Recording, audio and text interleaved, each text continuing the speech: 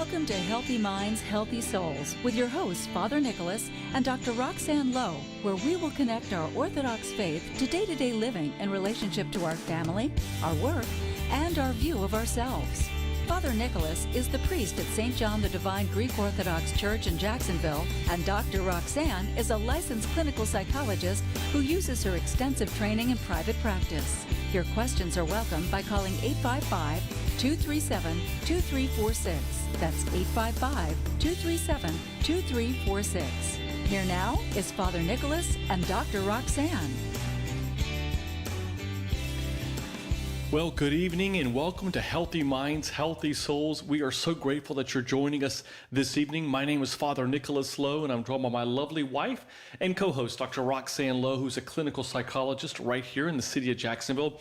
And together, Roxanne and I have teamed up. We serve a great community called St. John the Divine Greek Orthodox Church right here in Jacksonville. And this is actually a ministry of the church.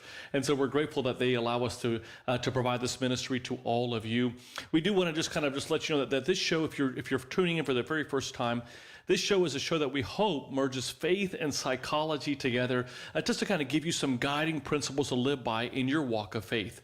We also invite you to take advantage of joining us on our different social media platforms. We're on Twitter, Instagram, and Facebook, and we're all under the heading of The Lowe's. So you can find us there. Our last name is spelled Louhs. So it's The Lowe's. And if you're looking for some daily words of encouragement, every day Roxanne and I send out just a word of encouragement, a word of inspiration to kind of get you all throughout the day. I know many of us, especially in these days and times, are looking for some inspiration, looking for something that kind of just grounds us back into our faith, because there's just so many distractions that come across our way. And so if you're interested in receiving those daily inspirational messages, we encourage you to go to our website at thelowes.com. Again, it's LOUHS.com. And there's a button that simply says subscribe. Click on that subscribe button and put in your email address. No strings attached. Just simply put in your email address, and then we'll provide you that every single day. We'll send you an email that you'll receive, just hopefully with some words of encouragement. And we also want to just let you know that as we're approaching Lent, I can't believe it, for the Orthodox Christians, we begin Lent next Monday, March 15th. There are so many great resources. We're going to actually share one of those great resources tonight on our show, but so many great books that are out there that we encourage you to take advantage of. You can find all of the resources that Ancient Faith provides as you're journeying through Lent. Let's make a decision to make this Lent be the greatest Lent in our lives spiritually. And so we can get a great deal of help by going to the Ancient Faith bookstore, and there's some great just resources there. You can simply put in your search engine store.ancientfaith.com. Well, today, in honor of Women's History Month and the recent celebration yesterday of International Women's Day, we are so excited to be celebrating women all across the globe today. And for those of you who don't know the history of Women's History Month, I was one of those included who decided to read up on it a little bit today. But the United Nations actually recognized International Women's Day back on March 8th, back in 1975. And National Women's History Month actually traces its roots all the way back to March 8th of 1857, when women from various New York City factories actually staged a protest over poor working conditions. So really so proud of those women over 100 years ago who sort of instituted this. And in 1981, Congress actually established National Women's History Week to be commemorated annually the second week of March. And in 1987, they actually expanded the week to be a whole month. And every year since has passed a resolution designated March as Women's History Month. And so today, as we celebrate Women's History Month, we were really talking about this, I know, Nick, before the show, but, just talking about all the advances that women have made over really even the last decade, over the last century, and all their contributions to society. And it is immense. It's incredible. Women have increased their earnings in education, although still earning only 77 cents to every dollar that men make. It is definitely increased, and their fields of occupation have bridged into math and science and engineering. And so women are stretching their wings and have contributed in so many ways, especially in our faith.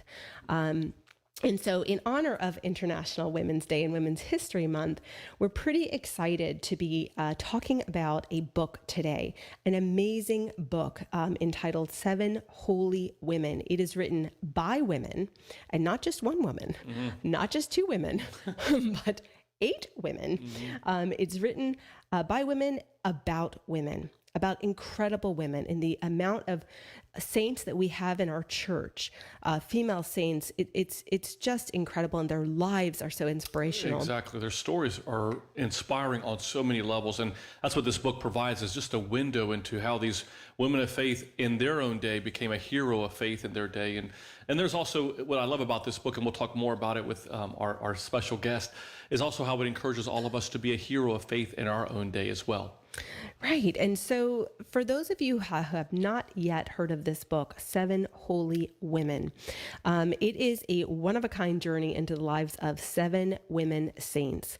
It's co-authored by, as I said, 8 women, and each section of the book includes a story from one saint's life, information about the saint, and then has so many ways that the reader can get involved in sort of journaling how that story relates to their own life. It's pretty incredible. And here to speak with us today is a woman near and dear to our hearts.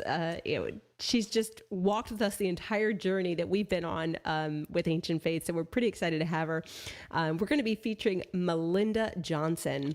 And for those of you who don't know Melinda, which if you've had any interaction with Ancient Faith, you'd get to know her pretty fast. She is an Orthodox Christian. She is the wife of an Antiochian priest. She is a mom, and she is a writer. She has authored over 10 children's books for kids of all ages.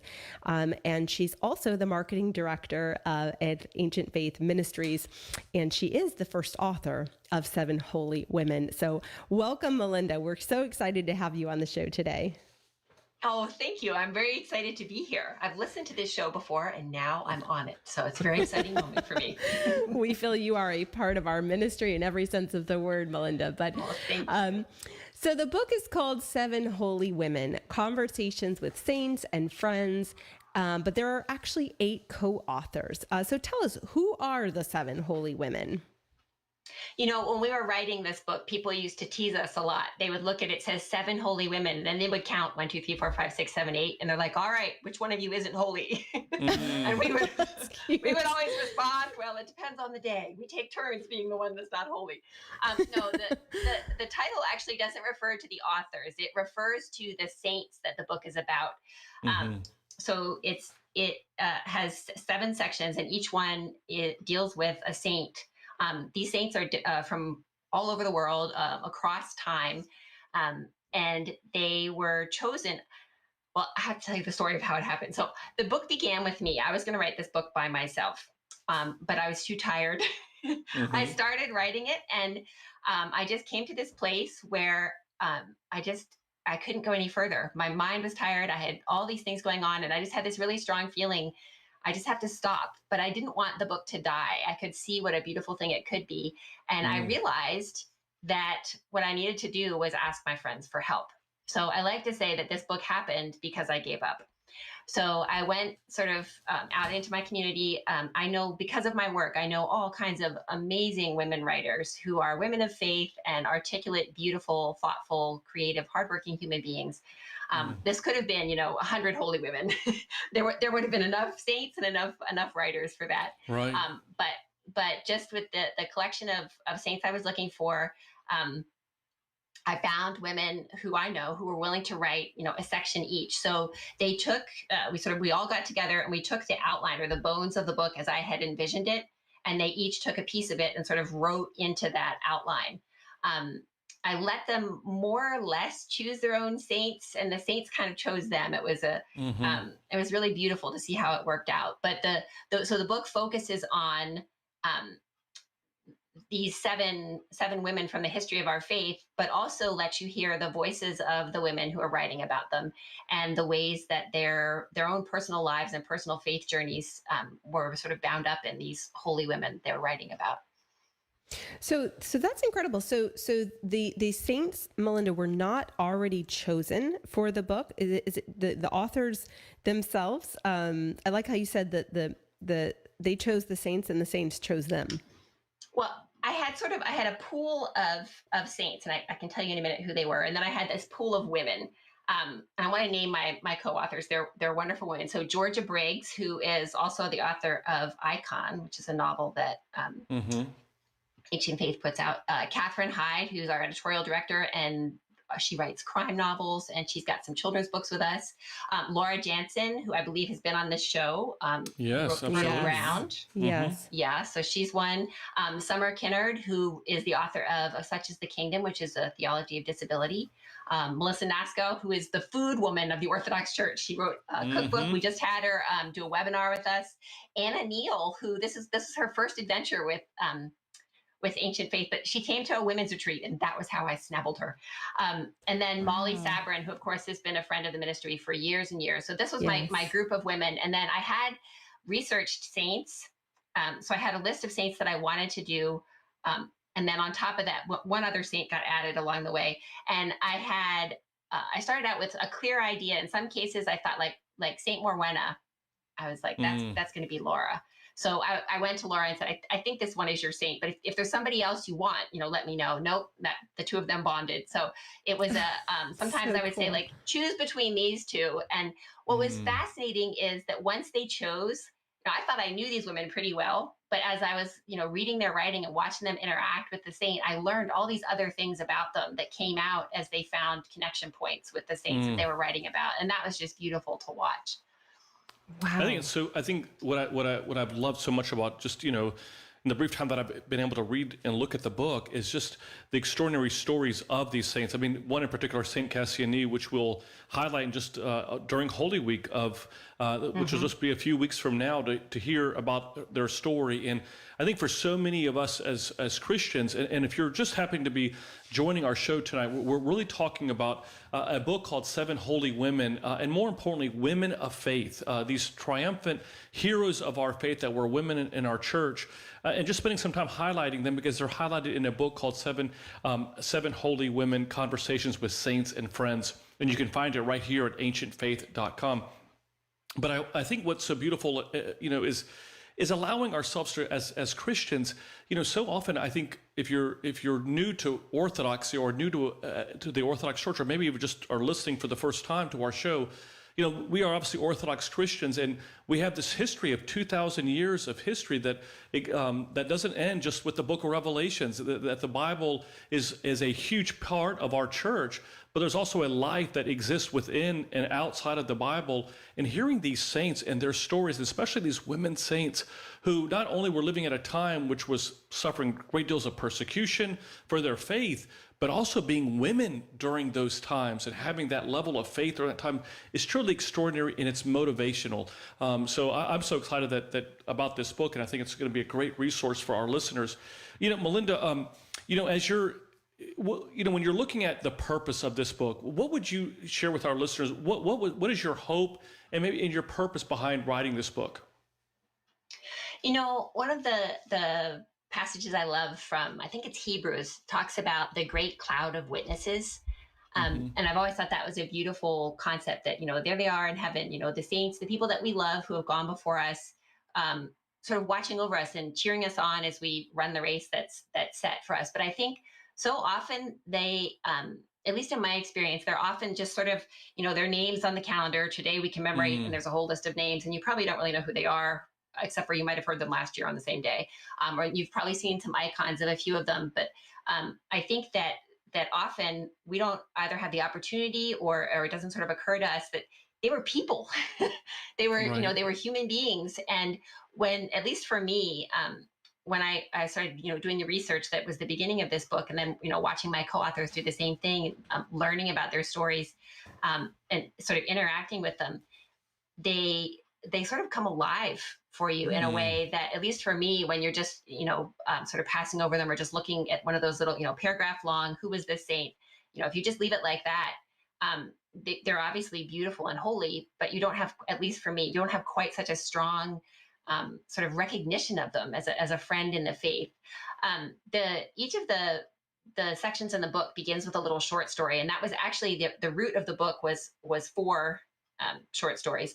And what's unusual about them is that each of them is based around an incident in the life of that saint. So they aren't fiction. They're an actual incident. But I wrote them in the second person. So in other words, they're addressed directly to the reader. So for example, the first one, all of them begin with the sentence, "You are," and the saint's name. So you are Cassiani, you are Morwenna. I thought that was are so Piama. cool. And then I started that way, and then I would sort of try to stand in that place. Okay, so if I am Morwenna, in 5th or 6th century England, I live, you live on the edge of a cliff, and these are the sounds that you can hear. And this is, you sleep on a very hard rocky ground, so you feel the rock underneath you. And the idea with that one, I'm an imaginative person. I have been ever since I was little, and sure that something was living under my bed, so part of that is just how I do the world. Sure. But also, I wanted it because, to my mind, it was the strongest way I could think to break down that sense of distance. Like, go put that person's shoes on and stand inside them and hear what she's hearing and see what she's seeing and feel what she's feeling, as much as we're able to, obviously, at this distance, but to take it as sort of a loving, holy exercise to try to draw near. It's so, I love that you did that, actually, because when I was reading that section, it felt more like, rather than an idea or abstract concept of this person's life that we should know about or read about in history, it became a person. Right. And I felt as though I was living in that hut, or I was living on that mountain. And I took on her view of the world, as you said, putting on her shoes. And that was one of the neatest things that I just found, like, I could imagine being her for a moment, which I've never related to a saint in that way, right? I couldn't imagine being blinded on the road to Damascus, or, entering these battles, or being Paul as in the prison, and writing these things. It's like, how do I even connect? It felt so, so saintly, and here I am, so human, right? But you made them into real people, which I just thought was amazing. And then, even transitioning into the personal surveys, where you really get that opportunity to connect, and then the journal prompts. Can you share a little bit with our readers about the personal survey and the journal prompts that are at the end of each saint's lives? Because I thought that was pretty neat. Sure. So one of the ways that this book can be used is sort of almost like a little instant retreat with friends, right? Whether it's, your book club, or maybe the women you hang out with when you go out for girls' night, or maybe your parish.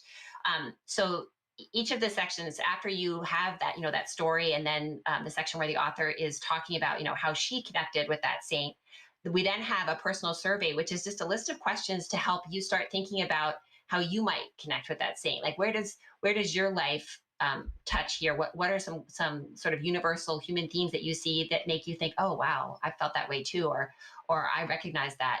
And then we have that personal survey, but then we also included in each chapter a survey where you could hand your book to a friend and ask them to complete these questions about you. So you hand this to someone who knows you, who loves you, and have them talk about how they see you connecting with this saint. And then, having had like both of those perspectives, your own introspection, and then some sort of friendly observation from someone looking from the outside in. Each section would end with this journal prompt. We want you to sort of take all of that in, and sometimes it's a lot. Sometimes it is a lot to take in, and then try to write something of your own. So almost with the idea that this is a book that you both read and write. When you come to the end of it, it's the complete book, because now it has your words added. Well, you're listening to Healthy Minds, Healthy Souls, and we are here speaking with Melinda Johnson about her latest book. She's co-authored with 8 other women. It's called 7 Holy Women. And if you have a question for Melinda, we'd love to hear from you. And that number to call in is 1-855 237-2346. Again, that number is 855-237-2346. So Melinda, when you speak about this book, you often mention that you followed the Holy Spirit theory of writing, which I thought was just such the neatest thing. Can you share with our listeners a little bit about what that really means? that kind of became a mantra in our group of women. So it started with that moment of exhaustion with me. Just I had this whole, first it was going to be short stories, and then it wasn't short stories, and then it was going to be a whole book, and then I was just too tired to write it. And then I had that sort of moment of almost something outside of myself saying, why don't you ask your friends for help? Which I think that's a life lesson, right? Like, isn't separate that from the book. so? Yes, right? I loved that moment, what you talked about, drawing on your community. How many women forget to ask for help? I think that's a theme across all women. Of their lives, right? Yes. So it began that way. So I sort of started into, seeking this little community to write with me with this feeling of, well, this is already not what I thought I was going to do. So I wonder what will happen next, right? And so when I was thinking about who should I ask, I tried to, I'm not a take charge person exactly, but I'm certainly a person who charges along. I have lots of energy and lots of ideas. And rather than doing my usual Melinda thing of just leaping in, I thought, well, I wonder who it should be. And I let it sort of float around in my mind. And then once I had, I approached various different women and talked to them, I explained, like, how did this happen? How did we get here? And then as we were making decisions about the book, what are we all going to try to write in the same voice? Is it all going to be the same length? Or, where do we want to send it to get published? All of those things. It fostered this beautiful sort of like non-competitive, very peaceful spirit. People felt very free to say, well, actually, I had one of my authors submit her chapter and then say, can I take that back? I've been thinking about this some more. I talked to somebody at church. I need to write it again. So we let her write it again because, we were letting it, as much as we could, we were letting it be what it wanted to be. And you always hope, obviously we didn't have a revelation from God or something, but we hoped from our intention and from that peaceful sort of loving atmosphere as it was written, that we were letting it be what it was intended to be, that we were trying to be, an instrument of peace and let it evolve in a way that I certainly had not imagined when I started into the project. Well, it looks like we are getting a call, and I was just going to ask you what it was like to collaborate with 8 other people in doing a book. I know that Nick and I doing collaborating between just 2 was sometimes a little bit difficult. So several people have said that. Yes. Yes, 8 other women is. Spirit. Yes, it feels like it would be very much led by the Holy Spirit. But looks like we have a call coming in from Catherine Hyde, who is also one of the authors. So we'd love to hear from Catherine. Catherine, are you there? Here. Hi, Catherine. Welcome to the show. We're so excited to have you as a co-author on this 8 Women project. Yeah, it's great to be here. Catherine, it's so good to have you also on the show tonight. And, just kind of studying, I think for us, looking at the lives of these saints and, for many of our listeners, they may not necessarily be Orthodox. And so we just kind of want to share that, when we talk about these saints, obviously we hear about the word saints throughout Scripture. This is not something that's unique or, to just our church. There's a source that we speak about within the Bible. It speaks about the holiness, the holy ones, the saints. And, studying their lives for us as Orthodox Christians is so important because it gives us windows into our potential. It shares with us windows into our potential. It shares, yes. It's like it shares what are the ways that we ourselves can emulate, can watch how they live their life. And it's beautiful what you were saying earlier, Melinda, about how it's in the book of Hebrews where it talks about that we're surrounded by this cloud of witnesses that are cheering us on, that are rooting us on. And in many ways, they're saying, study how we lived our life in our day so that you can know how to live out your life, your faith in your day, how we were a hero of faith in our day so that you can be a hero of faith in your day. And I love that here we have these extraordinary 7 holy saints, these women saints whose lives are extraordinary, what they went through, how they lived their life. What are some of the themes that for our listeners tonight who are considering looking at this and reading this book, what are some themes that can be found in this book? And I'd love for both you and Catherine to answer that question, please. No, I think we have a tremendous variety among the different saints as to what kind of qualities the authors chose to bring out. In my case, what I wrote about St. Margaret, who's usually known as St. Marina of Antioch in the Orthodox Church. There's an apocryphal story of her defeating a dragon.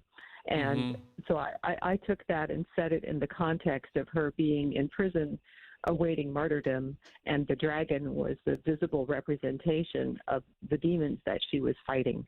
So I see her great quality as being the strength to endure the temptation to just give in and marry the pagan guy and not be martyred, but she resisted that in the power of God. And for you, Melinda, as well?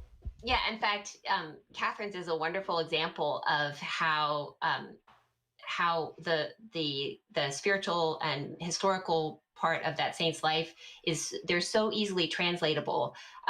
One of the things that we did with this book was it was actually the basis for the Ancient Faith Women's Retreat this past fall, and I had all of my beautiful authors come and do presentations. It was amazing because she also knits really beautifully, and she knitted us a dragon and a Saint Margaret. And so we had to sort of she got to sort of act out the story. It was one of my favorite things I've ever seen in my life. It was amazing. So cool. They were beautifully made. But what I loved about it partly was just that they were adorable, and I write for children. So of course I was like, oh, look, it's a stuffed dragon. But that it was an example to me, and I've seen others, even some recently, of how once you start down that path of trying to use the creative part of your brain to engage your faith, how you just keep bearing fruit. So, Catherine had written this chapter, right? And beautifully written it. And so there's all those sort of the creativity that goes into that. And then it just kept going as she was going to present. Now she's used another form of another art, right? To engage with this faith and bring the story to life. One of the other things that I thought was fascinating is that you can take any of these themes, like that one, like fighting dragons. Everybody's got a dragon. It might be depression, it might be addiction, it might be impatience, it might be I'm so tired of this pandemic, I just can't even. There are lots of dragons around. So it's easy to, once you start thinking about it, it's easy to translate. Another theme in the book, in Laura Janssen's chapter, which is the one about Morwenna, she talks about strength being made perfect in weakness, right? Well, Laura she's a doula, so she helps people during childbirth, right? So she talks about this moment during the birth process where the mother just feels like, that's it. I'm done. I can't do this. And how so often she's seen that moment of just complete surrender is just before birth, right? You come to the end of your own resources, and then there's that holy moment where you're just carried through into this new life. So there's all the whole experience of childbearing that ties into that. And what's interesting is Morwenna wasn't a mother. She was she lived all by herself on the edge of a cliff. She's not. You wouldn't look at her and go, oh, of course, being a mom with having kids, but that her struggle she's the one that actually climbed down a cliff and put a rock on her head and climbed back up the cliff to help build the church. Right. So, which is an enormous, enormous physical effort. So even though, there's nothing in her story about giving birth, her spiritual experience applies to lots of other human circumstances, including the one that Laura was looking at, from her working life of helping people give birth. Oh, awesome. Well, we're on Healthy Minds, Healthy Souls tonight. We're talking with Melinda Johnson and Catherine Hyde. They are two of the 8 authors of a brand new book called 7 Holy Women, an extraordinary book that really kind of just highlights 7 female saints within the Orthodox Church. And we're talking about this book because we're in March, and March is known as National Women's Month. It's a month that we highlight all the tremendous achievements and efforts and sacrifices that women have made to our society. So we're so grateful that both Melinda and Catherine are joining us. We also invite you to join our show. You can call in at 1-855-237-2346. That's 1-855-237-2346. We also encourage you to join us if you're listening to us on social media. We're on Facebook right now on Ancient Faith Radio as well as on the Lowe's. Share a comment or a question. We'll be, if time permits, we'd love to answer that question during the show. So, one of the things I had that I wanted to ask you, Melinda, and Catherine as well, is in 7 Holy Women, there includes both straight history includes the history about the saints, but also has a great deal of just kind of imaginative writings. What connection do you see between the imagination and faith? And maybe we'll start with you, Catherine. Oh my. That's a question I would have liked some time to think about. Okay. Well, I can start us off if you want. I'll take a stab at it. Okay, you go. It's, for me,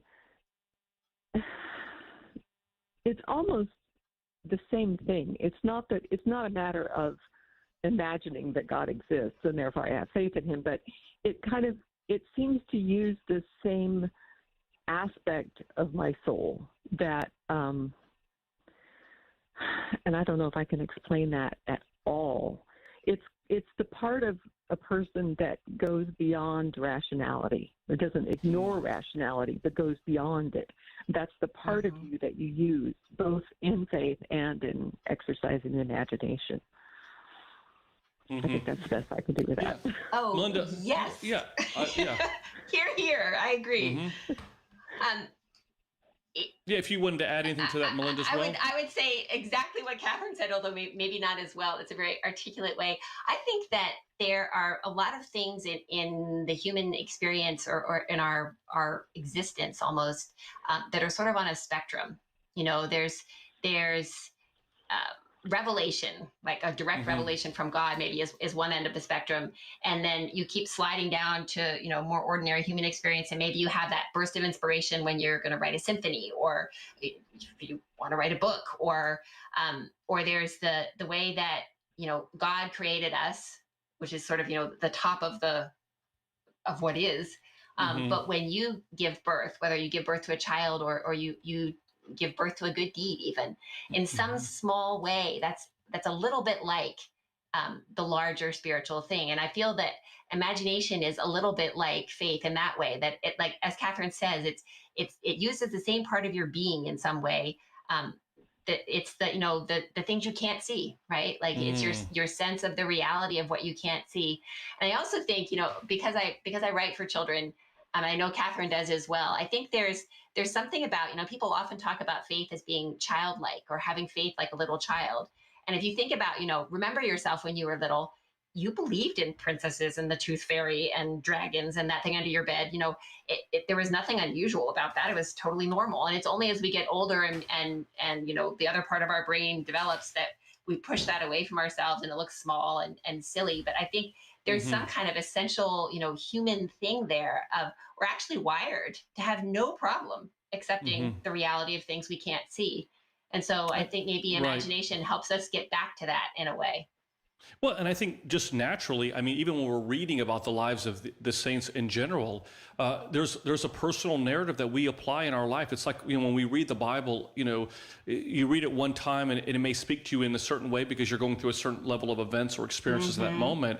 And then over time, when you read it again, it comes alive. It's the living word. And these icons are, and these saints are living saints that are not, as we oftentimes share as Orthodox Christians, they're not posters on walls that we just simply have them just, to memorialize, but they're alive in our own lives now, and they're continuously in that stadium of faith, as you were talking about earlier, Melinda, cheering us on, rooting us forward, and I think it's one of those things I know even for me as, I think about my grandmother. She was probably one of the strongest people of faith that I knew. I remember how she used to pray in our homes, and she'd get on her knees as an older lady, and her prayers, and it still sticks with me today. And oftentimes, there's times in my life where I'll literally filter decisions that I'm making. I wonder what my grandmother, what my yaya would say to me about, what you can imagine her doing that on her knees, and imagine, when you're talking about someone like Saint Cassiani, or some of the other saints that you're sharing.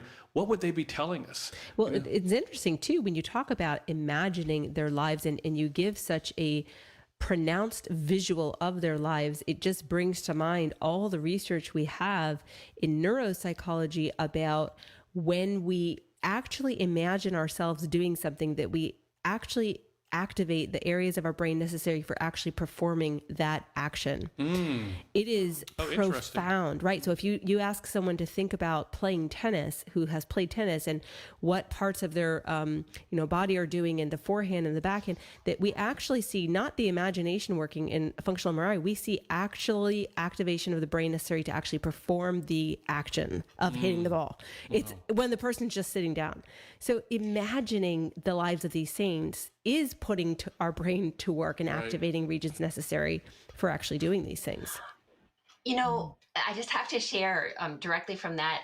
One of our co-authors, as I said, Laura, is in England, so she's probably asleep right now. But I asked her, just send me a note, something that you'd like to share for this interview. And she, of all of us, she was actually able to go on pilgrimage. She took her family, her husband and her children, and they went to the place because it's in England, where St. Morwenna was. So she went there, and she sent me this beautiful little note, just sort of encapsulating the experience of being there, which just ties directly into what you just said, Dr. Roxanne. If you don't mind, I'd just like to share it. Sure, yes. She says, as Orthodox Christians, we know that the saints are always walking among us, which just struck me so much. She said, we know that their world is our world and their faith is our faith. But their presence with us came alive for me in a new way when I actually got to trudge along the cliffside paths where St. Morwenna walked and go down to the beach where she selected the building materials for her church. As I tried to lift and carry the stones as she did, the dedication she had to her people and her faith was made very tangible, and the centuries between us shrank to a thin veil. Wow. I love that. Wow. Which just that encapsulates the whole, for me, that's the whole book right there. Absolutely. In a That's nutshell. incredible. That's incredible. Of that of standing there on the beach and lifting the stone herself and just being in that. Incredible, Melinda. Thank you for reading that for our listeners too. That's just beautiful. We actually have a call that has come in, so we're going to take that call right after the break.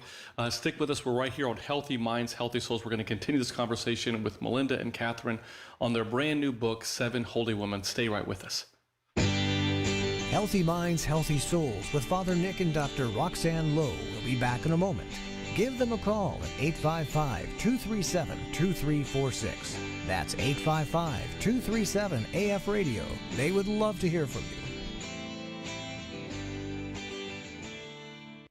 Are you struggling in your walk with Christ? Do you want to rediscover your reason for living, the person you were created to be? Renewing You, a priest, a psychologist, and a plan gives you the keys to unlock areas of your life that hold you back from fully experiencing the renewal and transformation God has in mind for you. Co-authored by a priest and a psychologist, Father Nicholas and Dr. Roxanne Lowe, Renewing You combines principles of spiritual growth with psychological tools to help you become your best self, fully connected with God's purpose for you. To purchase this book, please go to store.ancientfaith.com. That's store.ancientfaith.com. We're back with Healthy Minds, Healthy Souls and Father Nick and Dr. Roxanne Lowe. You have a question for the Lowes? Call in now at 855-237-2346. That's 855-237-AF Radio. Here once again is Father Nick and Dr. Roxanne Lowe. Welcome back to Healthy Minds, Healthy Souls. We are so excited that you joined us this Tuesday evening for a conversation, I think, that epitomizes National Women's History Month. We are speaking with Melinda Johnson, the first author on the book 7 Holy Women, which was written by women and about women, amazing women. And it looks like we have a caller on the line that we wanted to go to the question from the phone lines. Helen, are you there? I'm here. Can you hear me? We can hear you, Helen. Welcome to the show. Okay. Well, I am so excited to be on this show. I am calling from St. Catherine Greek Orthodox Church in Greenwood Village, Colorado. And last year, we welcomed Father Nicholas to our parish a year ago. Can you believe it? I know. Wow, that's been some time. Yeah, all right. But we have just finished this book as a book study in our Philopticos group. And we were just brainstorming, at the end of last year, how can we get our women to reconnect? Everyone's depressed. We're isolated. We're feeling disconnected. And then this book was released. I think we got it all around Christmas. And we have just finished yesterday, St. Casilda. We wrapped up yesterday a 7-week session where we met every Monday, about 25 women. The whole book club was done virtually. We did a saint every week. And I have to say, I'm still on a high from the experience. It was the most joyful, surprising gift. So thank you to all of these authors. You know, and it was just such an edifying, community building experience.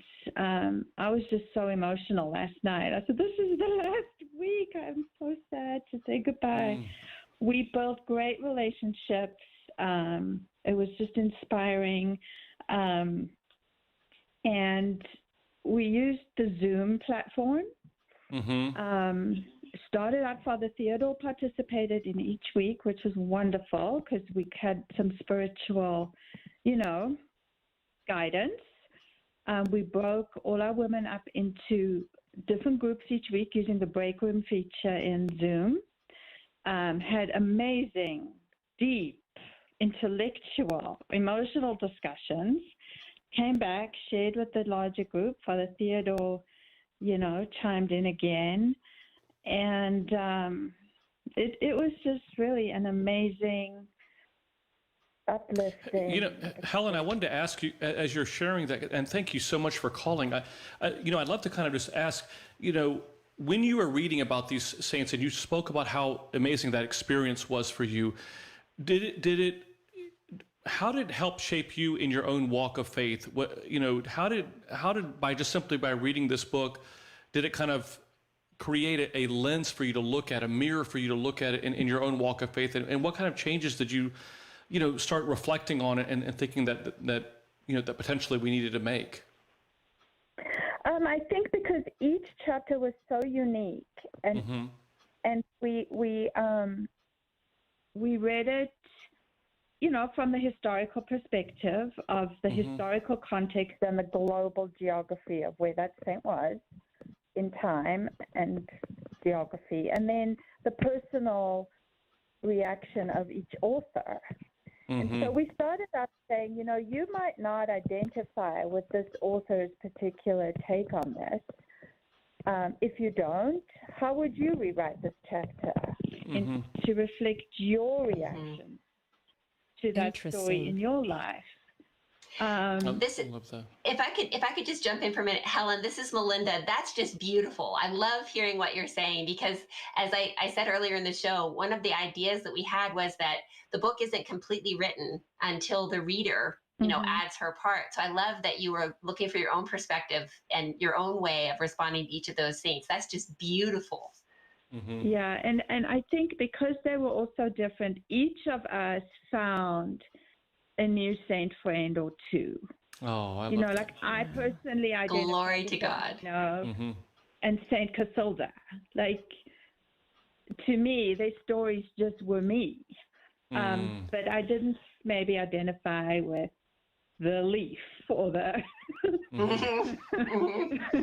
you know, I'm like, but other women really, they thought Saint Io was their absolute favorite because they saw themselves in that journey. And so I think we all learned so much about ourselves just from reflecting through that each story.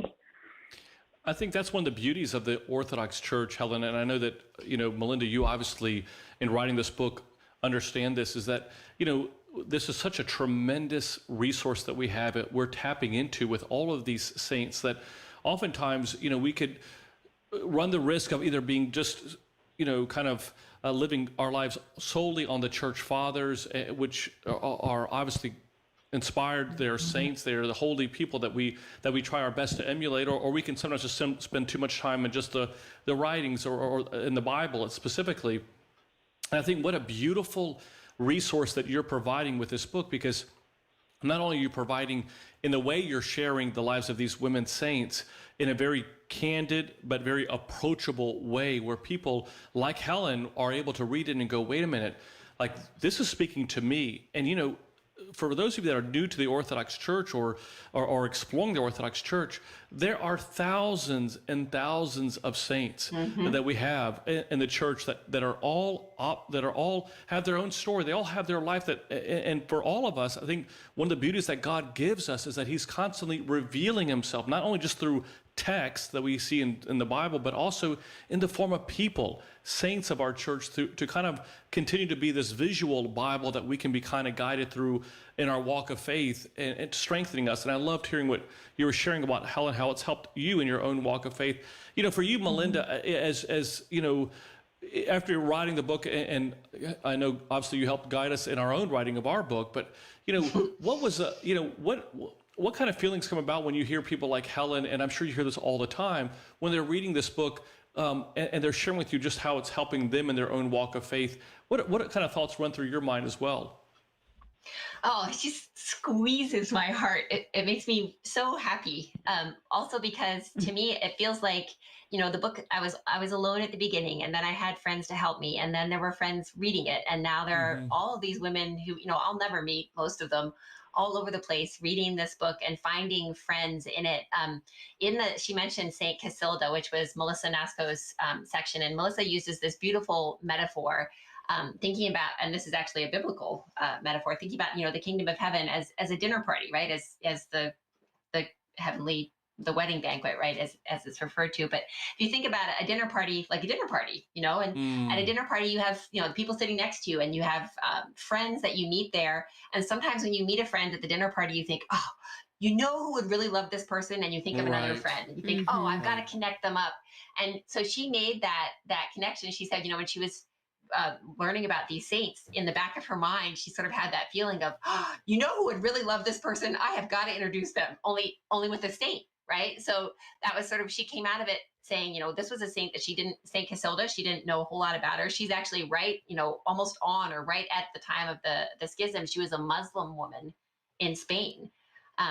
Who has this amazing experience. She was curious about the Christians in her father's prison in Toledo, and she went to sneak food to them and got caught.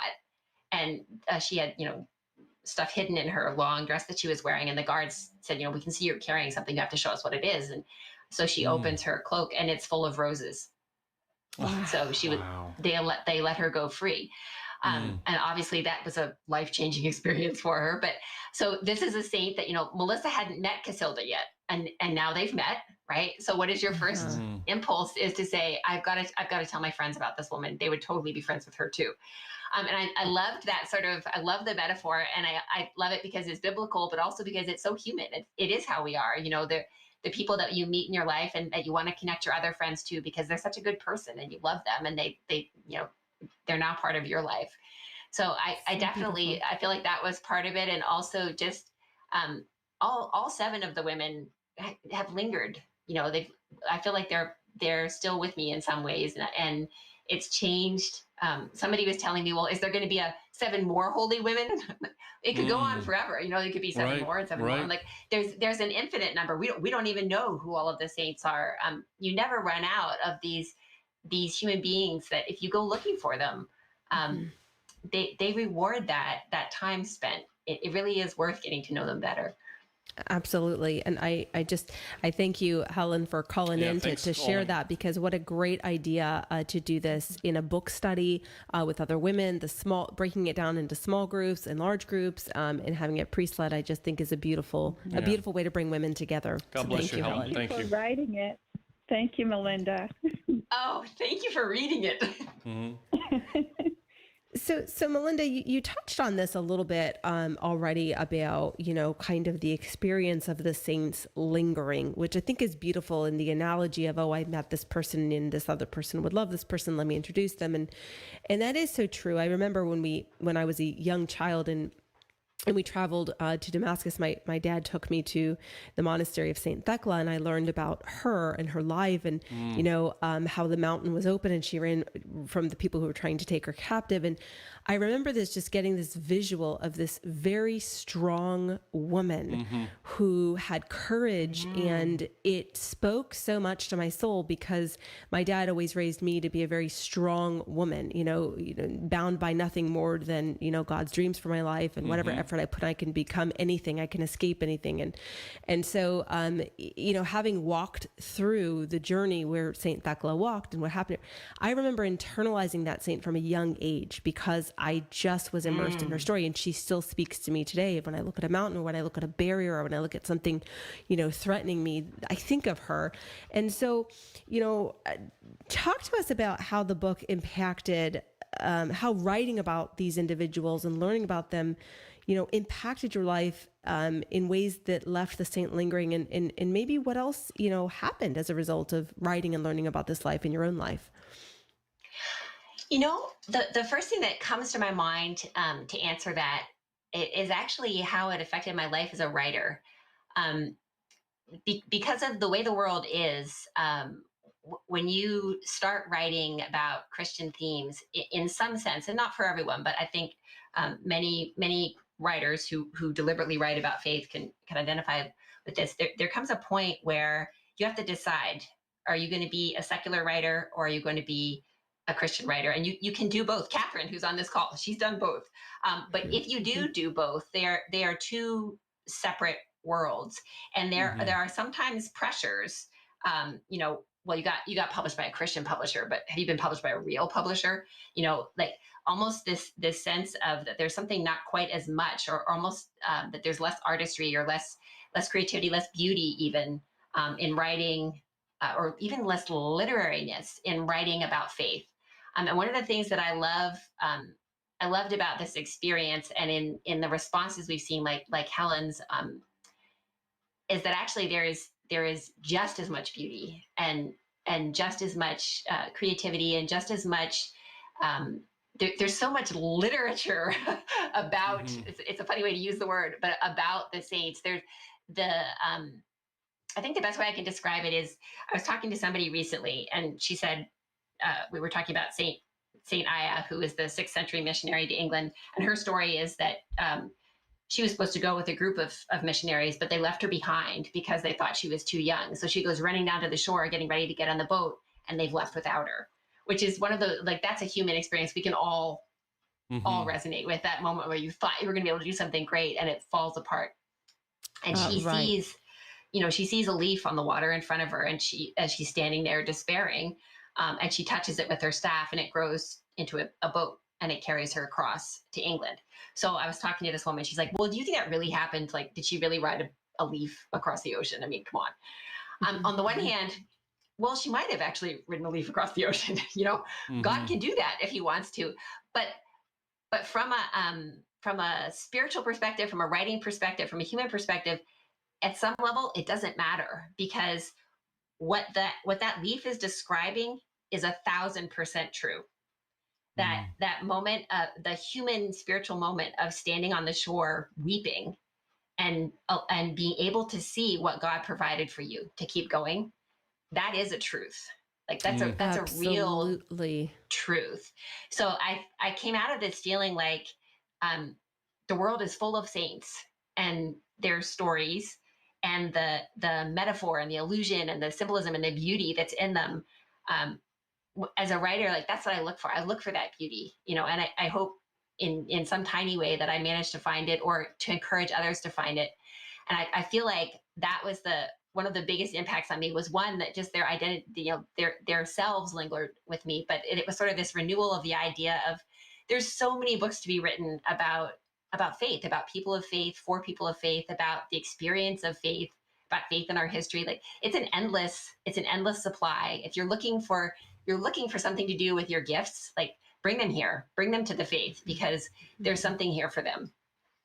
And what a beautiful thing to just write about women's saints, because I think, there are thousands upon thousands of women saints in our church. And one of the beautiful, aspects of the Orthodox Church is that we do read about the lives of the saints, and we have feast days for them. And we are meant to learn about their lives so we can emulate them. We are constantly meant to go back and read about their lives. But so often, we may celebrate a feast day, but how often are we actually going back and reading reading about that person. You know, for instance, we have the Annunciation coming up, you know, and how often we celebrate this Annunciation. And when Archangel Gabriel came to the Virgin Mary and announced Christ's birth, we read about this and we celebrate the feast day. But how often do we actually go back and say, wow, what was necessary within Mary to be able to freely choose to be a purposeful part of God's plan for our salvation? She had to willingly commit to that. She had to have humility. She had to be looked at and judged, and she had to carry forward, be part of a plan for humanity. And she chose that. And how often do we let that kind of affect our own lives in what we're doing and challenging maybe our will so that we can follow God's will, because his plan is always better. You know, so I think that's sort of what I thought about, you know, in relation to this book and thinking about the Annunciation. It's like, we have to be going back and reading about these people's lives, because that is our reminder. That is our imagination. That is our visual. And yes, it's the Bible, but we also have the blessing of the saints. That is one of the most beautiful aspects of our church today. It is, you know, too, and Roxanne, just to kind of to add on to what you're beautifully sharing earlier, is that, you know, I think for so many of us, you know, this is a resource that this book actually gives us a window to not only about these specific women saints, but just in general, the resource that God gives us to research and to study these different saints. I mean, Saint Thecla was a disciple of Saint Paul. I mean, so she saw, you know, her life, you know, when we read the Bible, so often we tend to just deal with it, you know, from a Genesis to Revelation type of a book, and we kind of just hone in that was it. But all of these different holy people that are within the pages of the Bible, and Melinda, I know you totally agree with this, come to life. They have a life that exists outside of the text, those papers and those page numbers that we read them about their life on in the Bible. And when you start studying them, you know, for us, it's the reason why in the Orthodox Church we have an icon screen that we have these icons that are on the walls, because in life, it's so easy to be distracted. We're distracted in our everyday life. We're distracted between being pushed and pulled into a million different directions in our own personal life, the narratives that we're constantly playing in our mind. But we need this kind of visual reminder that, hey, look at Saint Cassiani. Look at the different saints that you're highlighting, obviously, in the book. Look at Saint Thecla. Look at what she went through in her life, and how her passion and her faith and what she had to go through, so that it also inspires all of us. I think that's something that's so beautiful about Christ, is that he never wants to just make it all about what we just simply read in the Bible, that he gives us so many resources to grow in and to lean into and to grow from, and hopefully to help us in our own walk of faith. Yeah, and the other thing I think that is it's what you've said, but to say it in another way is there's such variety. There's a saint for everybody. You know, there are so many of them, and they're all different. Just even, you know, in this, Saint Cassiani had the opportunity to be an empress. She said no, but she had that opportunity. So that's her life. And then Saint Piama in Egypt was a quiet woman who was, you know, in her little house. She rarely went out. You know, she had a very small life, and she was able to do beautiful, holy things in that tiny context. But then there are other saints who are in public life, who are famous in their time. You know, there's the whole range of there are saints who are orphans. There are saints who are, you know, happy and content. There are saints who are martyred. Everybody is there if you go looking.